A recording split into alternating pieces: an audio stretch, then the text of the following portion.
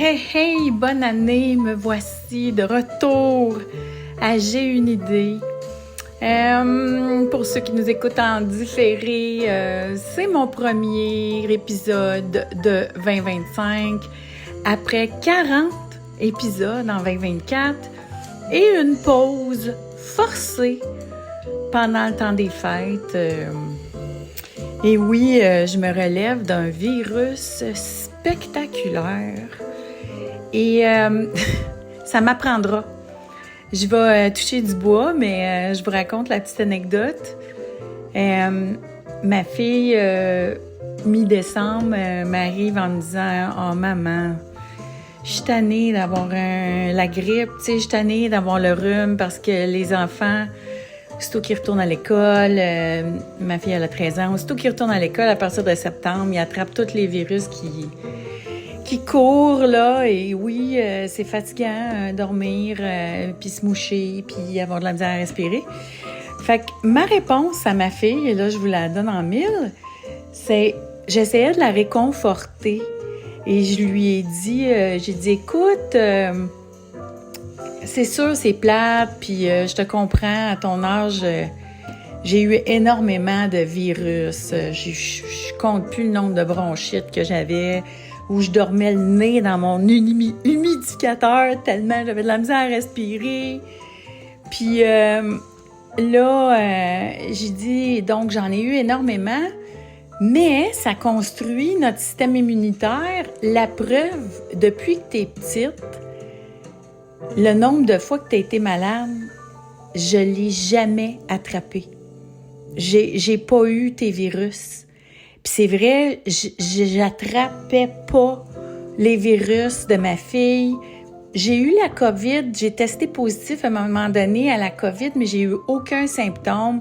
Bon, on s'entend, avec ma ménopause, préménopause, j'ai eu un paquet d'autres cocktails de problèmes, mais celui-là, non. Alors, je dis à ma fille, bon, j'ai pas attrapé tes virus, fait que probablement que quand on les attrape tous à ton âge, ben, on a la paix plus tard. 2 jours après, je vous le jure, 2 jours après, la fièvre commence. Et j'en ai eu pour 3 semaines. J'ai fait de la fièvre pendant 1 semaine. C'est très rare dans mon cas. Là, on était à quelques jours de Noël, fait que je suis allée chez le médecin parce que je voulais pas me ramasser le 24 décembre à être obligée de prendre des antibiotiques puis aller à l'hôpital. Fait que... mais bon, dans l'autre ordre d'idée, j'ai quand même eu des péripéties. La seule journée où je suis sortie, ben, j'ai pas été capable. Là, je suis tombée sur le carreau, comme disait feu ma grand-mère Aline. Sur le carreau.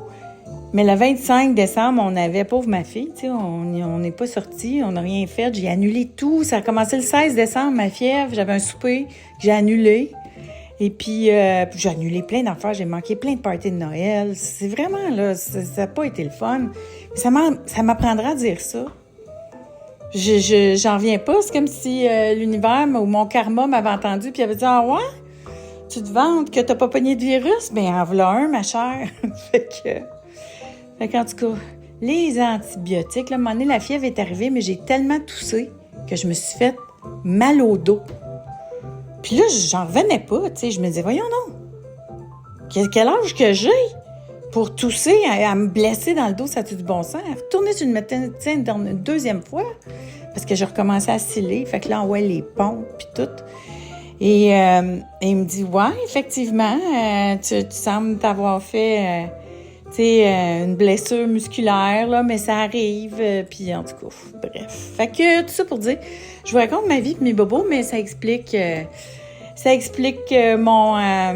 ma petite pause forcée pendant le temps des fêtes. J'ai pris une pause de la radio de toute façon. J'étais en pause de Faire une femme de soi, qui est mon autre podcast et mon émission radio. J'étais en pause, donc me revoici, mais ne vous inquiétez pas. Donc, c'est reparti pour J'ai une idée.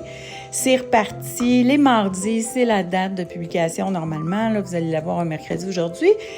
Mais parce qu'hier, je devais témoigner dans une cause au palais de justice. Alors, j'étais pas ici. C'était vraiment ma première grosse journée de travail hier et me revoici au bureau aujourd'hui.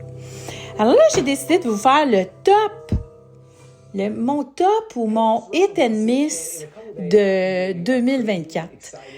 J'ai fait le tour un peu de... tout le monde a fait un peu un tour de ce qu'ils ont écouté. On parle ici au niveau des séries, de la musique, des films. Donc, je suis allée dans toujours mon commentaire au niveau de la culture pop et choisir ce qui m'a le plus touché dans l'année et ce que j'ai aimé, puis ce que je vais vous dire des affaires que j'ai haïes aussi.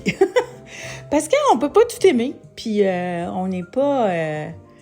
c'est ça, je veux pas avoir la langue de bois non plus. En fait, tu sais, j'essaie de... Quand je fais du commentaire, j'essaie de faire du commentaire positif quand même. J'essaie de comprendre, même quand je suis pas d'accord avec quelque chose, j'aime toujours comprendre l'autre côté. Moi, je trouve que la vie, c'est une question de perspective. Fait qu'avant de se prononcer, c'est le fun d'aller voir qu'est-ce qui se passe dans la personne qui l'a pas eu cette fois-là, ou qui s'est trompée, ou un projet qui a pas marché. Fait que j'essaie toujours de comprendre, mais tout ça pour dire que ça se peut qu'il y a des affaires que j'ai pas aimées, puis que tout le monde semble avoir aimé. Puis, regarde, c'est de ça que je vais vous parler dans le meilleur et le pire de 2024. Ça va vous donner quelques recommandations, puis vous me donnerez bien évidemment vos commentaires, puis recommandations aussi, parce que vous savez, j'aime ça. Ah, puis là, évidemment, quand on passe, j'ai dû passer, je sais pas moi, 10 jours dans mon lit, là, effrayant, là. Et j'ai écouté plus de films. Je ne sais pas pourquoi, là, c'était des films. J'avais le goût d'écouter parce que des séries, c'était trop long, puis mon cerveau était mou. Des films, c'était moins d'engagement. Fait que j'ai écouté des films et certains d'entre eux se retrouvent là dans cette liste-ci aussi parce que j'en ai écouté plus que jamais. Parce que je vous le dis, là, pendant ma première semaine, je me levais même pas pour faire à manger. J'avais tellement de mal de cœur. Bon, j'arrête d'en parler. Alors, le top, les choses que j'ai le plus aimées, là, je vais vous parler des séries, surtout. Au niveau musical, j'ai fait mon top 10 sur Instagram. Et ça va mériter un autre épisode si jamais j'en refais un. Sinon, ceux qui me suivent sur Instagram, allez le voir, mon top 10 de ce que j'ai le plus aimé. Mais ici, donc, on reste soit en streaming, soit à la télévision traditionnelle. Qu'est-ce que j'ai aimé? Bridgerton. On ne se sauve pas de tout ce qui sort de l'équipe Shonda Rhimes. Shonda Rhimes, c'est la femme derrière Grey's Anatomy, et donc c'est elle qui a parti la série Bridgerton. Donc la série Bridgerton est toujours aussi bonne, ça a toujours été un délice dans mon année. Ma série préférée, je l'attendais, je l'ai dévorée en à peine 2 jours. Ma série préférée sur Netflix, en ce moment, c'est The Diplomat. Avec Felicity, c'est pour ceux et celles qui se souviennent de Felicity, mais The Diplomat ne m'a pas déçue, ça a été super bonne série. Hacks, ça c'est sur Crave, ça j'haïs ça. Êtes-vous comme moi? Quand il y a des nouvelles séries qui sortent, ils nous disent pas sur quelle plateforme l'écouter. Là, je vous dis sur quelle plateforme l'écouter au Québec. S'il y a des gens qui écoutent à l'international, maintenant, là, va falloir rechercher. Mais je vais vous le dire. Donc, sur Netflix, Bridgerton, The Diplomat. Sur Crave, Hacks, que je trouve extraordinaire avec Jean Smart, qui encore en fin de semaine a gagné le Golden Globe de la meilleure actrice. Puis la 3e saison commence à Montréal au festival Juste pour rire. Alors, c'est là où l'action se retrouve et c'est filmé à Montréal. J'ai même reconnu des hôtels de Montréal. Alors, c'est intéressant pour ça, pour ceux et celles qui viennent d'ici. Excellente série comique, Hacks, incroyable. J'ai vraiment aimé ça. Toujours, on retourne sur Netflix, Baby Reindeer, qui a gagné aussi un Golden Globe ce week-end. J'ai fait un épisode complet de J'ai une idée sur Baby Reindeer, pourquoi c'est dérangeant, pourquoi c'est hors de l'ordinaire, pourquoi je pensais détester ça, puis finalement, j'ai beaucoup apprécié cette série. Comme a dit le créateur en fin de semaine, cette série de gens un peu ordinaires, qui ont des vies croches, comme les gens qui sont croches.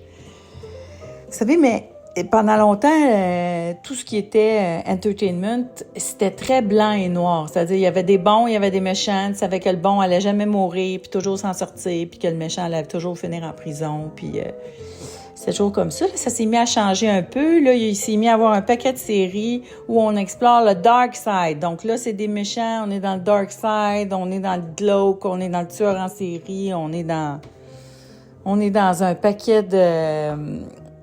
du low vibe, là. Et là, commence à avoir des... Moi, j'ai toujours aimé la télé-réalité pour ça, parce que c'est ni blanc ni noir, c'est croche, comme le vrai monde. Et Baby Reindeer, c'est ça. C'est très croche, mais ça pour dire que c'est pas tout... Ça a beaucoup de nuances. Alors, beaucoup aimé Baby Reindeer. On s'en va dans les documentaires, et c'est un peu là en ordre de décousu, mais dans les documentaires, évidemment, le docu de Céline, faut le voir, pour l'exercice de PR extraordinaire que c'est pour le documentaire, puis sachant aussi que c'était avant les Olympiques, c'est ça qui a mis la table, donc c'est parfait pour un storyline artistique. Là, on se monte dans le plus bas, puis ensuite on s'en va dans le plus haut, sur la Tour Eiffel aux Olympiques. Donc, le docu de Céline, il y a un épisode complet de J'ai une idée sur ça. Le documentaire de J-Lo. Le documentaire, je ne l'ai pas mis dans les pires. Parce que le documentaire qui s'appelle The Greatest Love Story Never Told, là, c'est comme regarder un train wreck là, qui va arriver, mais c'est pas plate. C'est pas plate. Encore une fois, pour ceux et celles qui s'intéressent à la réputation, à comment on gère des carrières, comment gérer leur propre image, comment gérer... de voir à quel point c'est une erreur, ça. Cet exercice de documentaire-là. J'ai fait un épisode qui raconte le contexte aussi, puis comment il y a eu un rentrage dans le mur solide par après. Mais le documentaire en tant que tel, je peux pas dire qu'il est plate.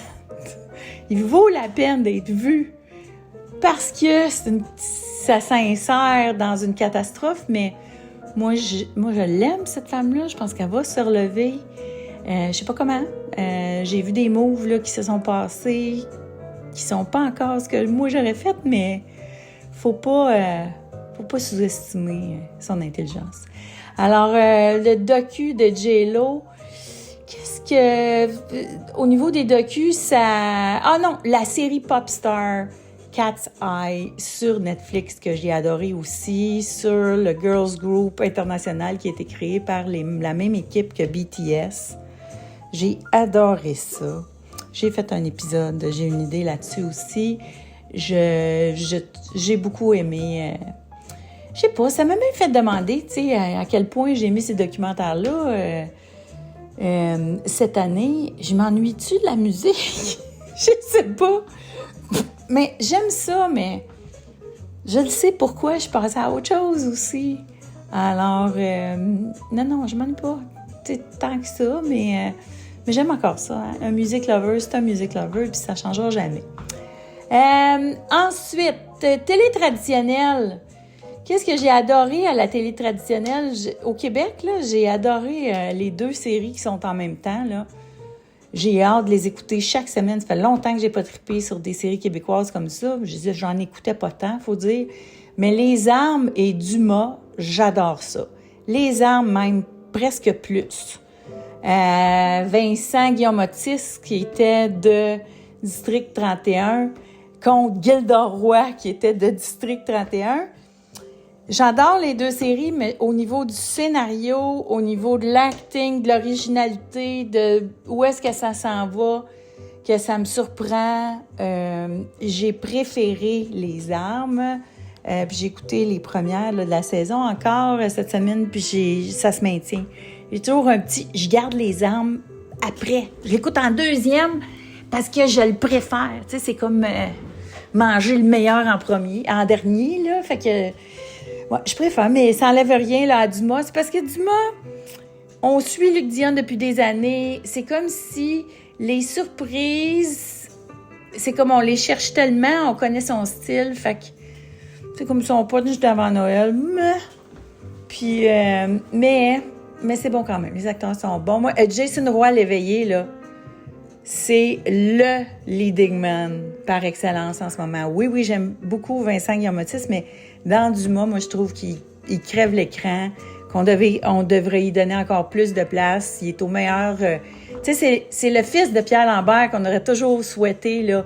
À Caen, là, je sais que Régent est presque à la retraite, mais on serait dû pour un fils de Pierre Lambert, là, au centre d'un prochain lancer-compte. Régent, si tu m'écoutes, appelle-moi, ça m'intéresse. Non, mais... non, voilà, Jason Roy l'éveillé est à son meilleur dans Dumas. Alors, ça, c'est télé traditionnelle. L'événement télé-réalité de l'année, moi qui est une... En fait, j'en ai deux. J'en ai deux parce qu'il y en a un qui n'est pas tellement une télé-réalité, mais tout ce qui est autour, c'est de la télé-réalité. Alors, l'événement télé-réalité cette année, c'était Love Island saison 6. Ça se retrouve sur Crave si vous ne l'avez pas vu. Love Island USA saison 6, si vous ne l'avez pas vu, c'est incroyable. C'est vraiment bon. C'est surtout bon parce que clairement, les participants ne connaissaient pas le concept.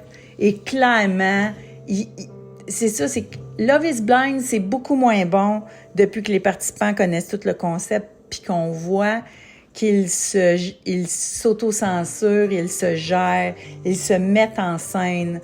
Dans la série, c'est moins vrai, c'est moins naturel, puis les caméras sont pas toujours là aussi. Fait que Love is Blind a perdu beaucoup de son charme parce qu'on sent beaucoup trop la mise en scène. J'ai été incapable de terminer le Love is Blind Mexique, là, tellement... puis même, j'ai commencé le Nouveau-Brésil, puis j'ai arrêté tout de suite. C'est comme... Les participants doivent tous avoir des agents puis se mettre en scène. C'est presque aussi pire que Selling Sunset. Alors ça, c'est pas bon. Mais si vous voulez voir là, du vrai, là, puis du pas stagé, puis du pas... Love Island USA saison 6, c'est spectaculaire. Il y a des épisodes classiques. C'est très rare, moi, que je réécoute quelque chose, mais un jour, si je m'ennuie, j'écouterai Love Island Season 6. J'ai écouté, par contre, pendant mon 10 jours de convalescence, là, j'étais malade 3 semaines, mais 10 jours, là, fall-ball, là. J'ai écouté les Traitors Canada saison 2. Ça, je l'ai dévoré à cause de Trana Wintour. Ça, c'est l'art d'être conscient de ce que tu fais, que tu es à la TV, mais non pas de te censurer, mais de jouer la game. Et ça, Trana l'a fait de façon spectaculaire, extraordinaire. C'est la performance de télé-réalité de l'année. Selon moi, j'ai commencé ça en me disant « je sais pas si je suis capable d'écouter une série complète. » J'ai écouté la série complète. Trana est extraordinaire. Elle était même nominée. C'est rare que des télé-réalités canadiennes sont nominées c'est le gala de la réalité TV là, aux États-Unis. Elle était nominée là, à côté de grosses pointures comme Poverty, comme... Non, c'est vraiment, là, je vous le dis, là, c'est entertainant. Tout ce qu'elle fait dans le Diary Room, là, comment elle a beaucoup d'autodérision, elle a beaucoup de self-awareness. C'est vraiment excellent. Un bijou, sa performance à elle. Mais la télé-réalité de l'année, donc Love Island USA, saison 6, oui, il y a un épisode là-dessus. Ensuite de ça, bon... Je pensais faire un épisode là-dessus cette année, mais c'était déjà terminé quand j'ai commencé. J'ai une idée, mais j'ai capoté sur Eurovision l'année dernière. Eurovision 2024. En fait, c'est que c'est la première année on pouvait le regarder. En fait, c'est que probablement que les autres années, là, on pouvait le regarder depuis que c'est disponible sur YouTube. Mais avant, vous savez, on avait très peu accès à la télé européenne. On ne pouvait pas regarder la télévision française. Donc, c'était difficile d'écouter Eurovision d'ici. Donc, Eurovision, ce que c'est, pour ceux et celles qui ne connaissent pas ça, Eurovision, c'est comme les Oscars du songwriting et de la performance. Donc, la meilleure chanson jumelée avec le meilleur performer. C'est une grosse compétition. Ça se joue autant avant les diffusions qu'après. Les chansons sortent. Il y a un concours sur YouTube. Les gens votent. Ils regardent qu'est-ce que va être leur chanson préférée, leur pays préféré, leur performance préférée. Et ensuite, arrivent les semi-finales. Ils choisissent donc qui va aller en finale. Puis là, en finale, là, c'est la première fois que je l'écoutais. Mais à la fin, là, c'est haletant, là. La façon dont les points... C'est comme les Olympiques de la chanson. Puis là, t'es sur le bord de ton divan. Puis là, mon Dieu, c'est qui va gagner? Puis là, écoute, il y a tellement de drama encore aujourd'hui. Si vous tripez sur une Eurovision, je vais faire un épisode juste là-dessus. Je peux pas tout vous compter. Mais moi, au niveau entertainment, là, c'est un des éléments qui m'a fait le plus triper. À la fois à l'écouter, à prédire avant quelle chanson allait, sans savoir qu'est-ce qui était plus populaire sur YouTube. Je me suis amusée à savoir quelle chanson qui allait se retrouver en finale, en les voyant sur les réseaux sociaux. Après ça, je me suis fait un petit concours avec moi-même quand j'ai écouté la diffusion sur qui allait se ramasser en première, deuxième. Puis je me suis pas trop trompée, franchement, j'aime ça. Au niveau du top 3, j'avais identifié là, correctement le gagnant, en fait. Et puis après ça, mais tout le drama, là, évidemment, le candidat de France, qui a été extraordinaire, mais qui a été dans une controverse épouvantable. Slimane, qui s'en vient à Montréal. Je vous ferai un épisode là-dessus, fort probablement. Et bon, le scandale avec le candidat de la chanson du Netherlands, là, qui a été exclu et qui était presque garanti de gagner. Bon, bref, tout un drama autour de ça. Événement de l'année au niveau musical, là, bien meilleur que les Grammy, bien meilleur que tout ça, là. J'ai trouvé ça très, très intéressant. 2 films pour terminer dans mon top là, de mes préférés. Un film que j'ai vu sur Netflix qui s'appelle The Woman King avec des actrices extraordinaires. Excusez, je tousse. C'est pour ça que j'ai pas fait d'épisode. Je toussais tellement, je me disais je serais peut-être pas capable. Puis au niveau du souffle aussi, c'était pas terrible. Là, vous voyez, là, ça commence à laguer encore un peu. Donc, The Woman King et ça, c'est-tu sur Gâté pourri? J'ai-tu écouté ça sur Netflix ou sur Amazon Prime? C'est un film français et que je m'attendais absolument à rien et qui m'a fait beaucoup rire, là.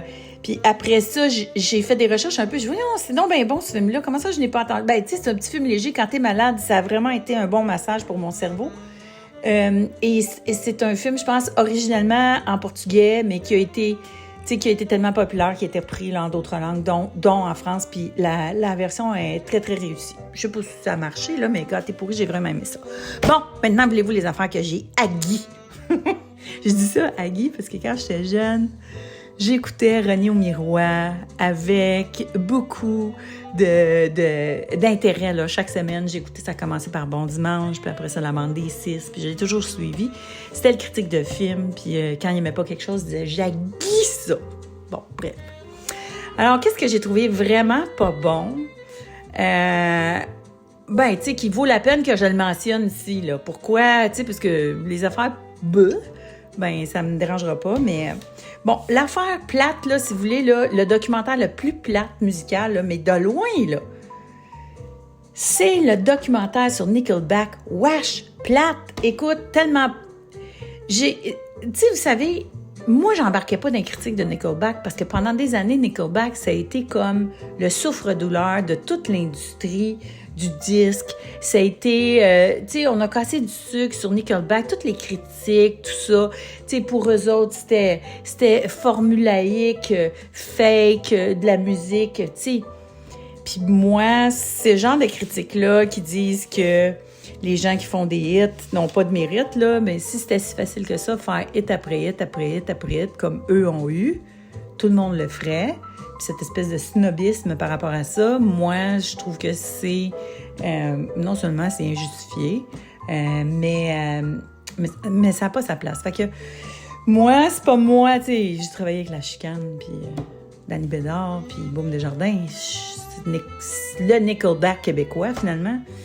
Alors, sauf que leur documentaire est tellement superficiel, ça creuse tellement pas justement cette question-là. Tu sais, ils nous attirent avec ça, tu sais, comment ils sont passés au travers à être l'espèce de joke dans l'industrie, puis que les gens, tu sais, ça affectait leurs enfants, ça affectait leurs entourages, tu sais. Mais à quel point ils en parlent pas, c'est traité en surface, tu sais, à quel point on a manqué une opportunité, puis on le voit, là, ça a été produit par eux autres, bref, tout en surface, pas intéressant. Ensuite, la télé québécoise, la série Maman, ton père, qui avait commencé à Lyon, mais qui a terminé, tu sais, clairement.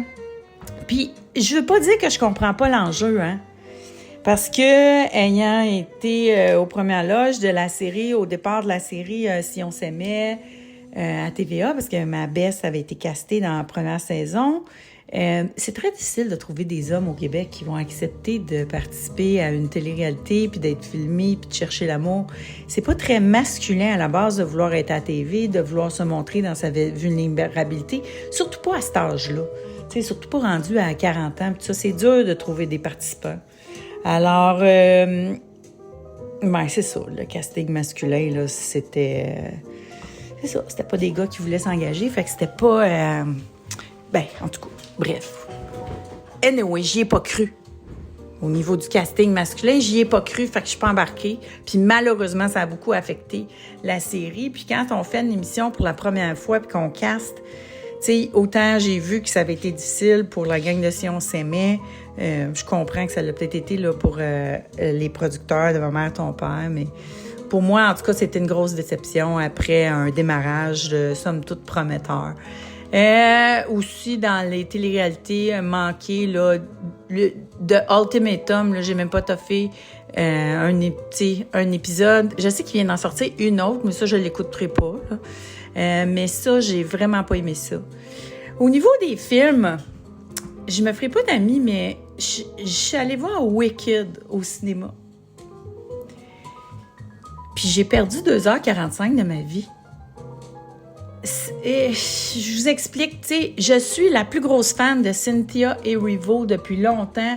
Je la poste sur mes réseaux sociaux, surtout sur Instagram. Vous irez voir, ça fait longtemps que je poste des clips avec elle, que je le sais que c'est une des meilleures chanteuses au monde. Elle est extraordinaire. Puis Ariana Grande aussi, tu sais. Mais là, en ce moment, parce que là, moi, c'est la productrice qui parle, mais plus que jamais, j'ai été consciente du sapin que je me faisais passer par la production. Le film dure 2h45, puis on a juste la moitié de l'histoire. Et ça, l'histoire est tellement lente, c'est tellement long. Puis je le sais pourquoi ils font ça, c'est que c'est très difficile maintenant d'amener les gens dans les cinémas. C'est très difficile de vendre des films. Donc, tant qu'en vendent un, ils en vendent deux. Comprenez-vous? Fait qu'ils font des films en 2 parties, puis c'est la même affaire pour les livres. Demandez-vous pas pourquoi les livres, ils ont toutes 3 parties, là. Parce que c'est tellement dur de breaker des nouveaux auteurs ou des nouveaux titres qu'une fois qu'il y en a un, ils font une partie 2, une partie 3, une partie 4, une partie 5, parce que là, ils savent que si les gens sont allés pour la partie 1, mais ils ont plus de chances que les gens y retournent pour la partie 2. Mais là, ils ont... Tu sais, c'est un musical qui durait 2 heures. Ils ont fait un film de 2h45 pour 1 heure de musical. C'est comme... Non. C'était long. Puis tu sais, ma fille qui veut pas souvent aller au cinéma... j'ai réussi à la convaincre d'aller voir Wicked, puis c'est long de même, puis c'est trop long au niveau du storytelling pour moi. La musique est bonne, mais là, quand ça a fini, puis je me suis rendu compte que c'était juste la moitié de l'histoire, puis que là, ils nous disent « Revenez dans 1 an pour avoir la fin de l'histoire. » Oh! J'ai haï ça. J'ai vraiment haï ça. Puis non, j'irai pas voir la partie 2. Non. Fait que j'ai l'impression que je me suis fait avoir, j'aime pas ça. Alors, pour ça, Wicked, vous pourriez ne pas être d'accord avec moi. Au niveau des films québécois, je l'ai écouté là, pendant ma convalescence. Tout le monde en parlait. C'était un film, en fait, c'est pas québécois, c'est que c'était avec Marc-André Grondin. Mais c'est un réalisateur français. Mais ça a été tourné ici. Puis, ça doit être... Ça, c'est ma faute, OK? J'ai pas aimé ça, mais c'est ma faute. Fait que je vous le recommande quand même, mais c'est ma neurodivergence qui fait que... Tu sais, moi, je sais pas si je vous l'ai déjà dit, mais moi, j'ai pas été capable d'écouter la série Les Bougons, puis... Tu sais, il y a certaines affaires avec de la désobéissance sociale, puis... Tu sais, des trucs... Il y a une certaine rigidité, là, au niveau de l'intégrité des neurodivergents qui fait qu'il y a des affaires qui nous dérangent plus que la moyenne. Puis moi, ça, là, il se passe... Le film s'appelle Le Successeur. Puis il y a... C'est très intéressant. Lisez pas c'est sur quoi le film, puis vous pouvez l'écouter, c'est sur Crave. Puis il y a comme un punch un peu au début. Puis là, le personnage, il fait quelque chose qui est comme pas normal. Tu sais, en réaction à la situation. Puis moi, j'ai pas été capable de décrocher de ça. Mais ça, c'est de ma faute. Fait que j'ai moins été capable d'apprécier le film. Probablement, tu sais, toutes les critiques disent « Wow, voyez-le, tu sais, on le voit pas venir, puis tout ça. » Puis oui, c'est ça, je trouve ça intéressant quand il se passe des choses qu'on voit pas venir. Mais moi, la réaction, j'étais comme « Mais voyons! Mais voyons non! Pourquoi il a fait ça? Voyons non! Pourquoi il a fait ça? Voyons non! » Puis, tu sais, je me souviens, je pense, les bougons, c'était ça aussi mon problème. Tu sais, quand les gens prennent des décisions bizarres, qui sont pas, tu sais, qui sont croches, puis qui ont pas de bon sens. Je reste un peu accrochée à ça. Ça me rappelle mon amie Sophie, elle était comme ça aussi. Feu, mon amie Sophie. Donc, c'est ça. Mais Le Successeur, c'est pour ça que j'ai moins aimé ça, parce que mon hamster a roulé jusqu'à la fin du film, parce qu'il chialait sur la décision, mais bref, c'est pour ça que ça se retrouve là-dedans.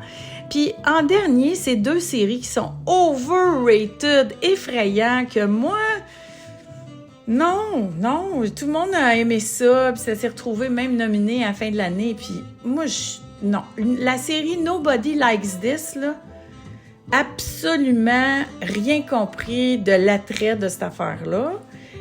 Pourquoi j'ai pas aimé ça? Parce qu'encore une fois, c'est dès l'épisode 1 ou 2, on comprend pas pourquoi ils sont intéressés un à l'autre. Le gars, on comprend pas pourquoi il jette sa relation poubelle, ni pourquoi il est attiré par cette fille-là. Il semble avoir des opposés qui les intéressent, mais on comprend pas pourquoi. On voit pas l'attrait, j'y crois pas, je comprends pas l'attrait. En tout cas, ça c'est moi. Vous allez peut-être me dire que je devrais comprendre, mais moi je comprends pas l'attrait, puis tu sais, pour connaître aussi...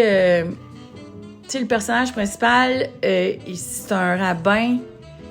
Puis pour passer par-dessus, tu sais, la culture, tu sais, la pression familiale, puis tout, je suis comme... Il me semble que j'aurais aimé ça comprendre pourquoi, tu sais, il est prêt à faire tout ça. Je voudrais comprendre, tu sais, le vrai attrait entre les 2 personnages, puis... C'est ça. Pour moi, c'est ça qui a fait que j'ai moins aimé cette série-là. Puis je l'ai continuée parce que tout le monde disait « C'est donc bon, c'est donc bon. » Je dis « Là, voyons, il doit y avoir quelque chose que je comprends pas. » Puis non, finalement ça. Et la dernière, c'est Presumed Innocent, qui est sur Apple TV, mais dont tout le monde parlait, le genre la numéro 1 série que tu devrais écouter sur Apple TV. Non. La numéro 1 série que tu devrais écouter sur Apple TV, elle s'appelle Shrinking. Moi, j'ai adoré ça avec Harrison Ford, qui est crampant là-dedans. Vraiment, vraiment, vraiment. Mais Presumed Innocent. J'ai fait un épisode, j'ai une idée en fin d'année sur les storylines là, de certaines séries qui me dérangent. Ça explique un peu pourquoi j'ai pas aimé Presumed Innocent. Je vous vends pas nécessairement de punch, là, parce qu'en disant ça, ça peut quand même être n'importe qui, là, à la fin de Presumed Innocent, mais c'est pour ça que j'ai pas aimé ça. Alors, mais je veux pas vous vendre le punch, fait que, mais pour moi, ça a été vraiment overrated, puis j'ai pas aimé ça.